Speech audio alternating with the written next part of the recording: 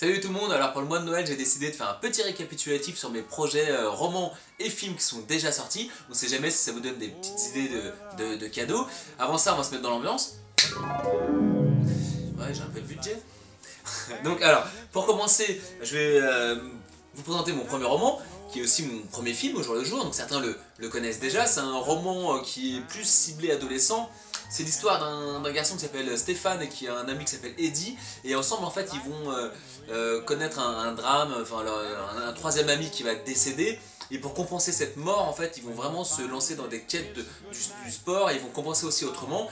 Mais Stéphane, lui, il est plus introverti, et Eddie, lui, il est plus, justement, il est très au devant de la scène, il est populaire, il va vraiment au devant des choses. Sauf qu'un jour, il est contraint de partir 4 mois dans un centre de rééducation après une blessure.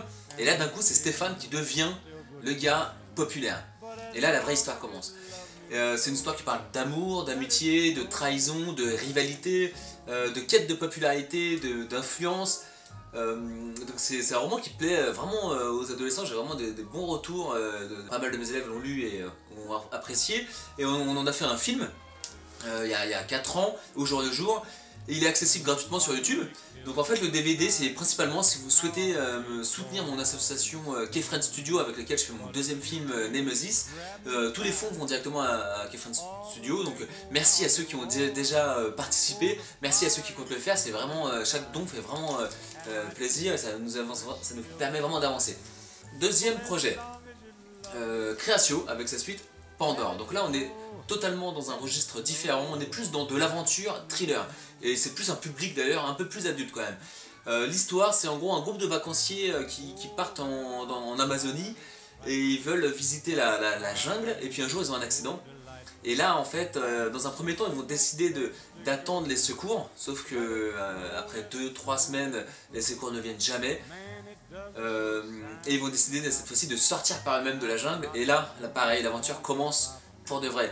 Il y a un côté très thriller, il y a vraiment quelque chose de grandiose, il y a beaucoup de suspense, et les gens qui l'ont lu ils ont adoré le mélange justement, effectivement assez sombre, mais en même temps il y a vraiment une magie dans cette forêt, dans l'Amazonie quoi.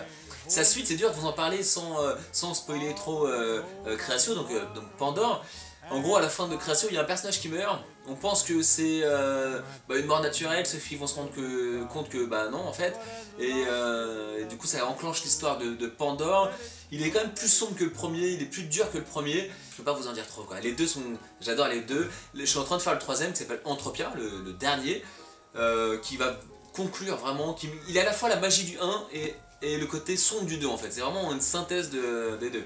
Voilà, Pandore et Créatio. Enfin, je vous en ai parlé donc dans mon dernier vlog, Pulsion et Tentation. Donc là on est dans un registre encore différent, on est dans le roman psychologique. Là on est vraiment pour adultes, hein. Par contre c'est du roman quand même un peu plus dur, un peu plus dans la réflexion. Tentation, je le qualifie de thriller psychologique. On est vraiment, c'est l'histoire d'un gars qui va se réveiller et tous les matins il va se rendre compte qu'il est dans la même journée. Il est enfermé dans la même journée, c'est le vendredi 13 mars. Et en fait, on va voir ce qu'il en fait de cette journée-là en fait. Est-ce que c'est une malédiction? Est-ce que c'est une bénédiction?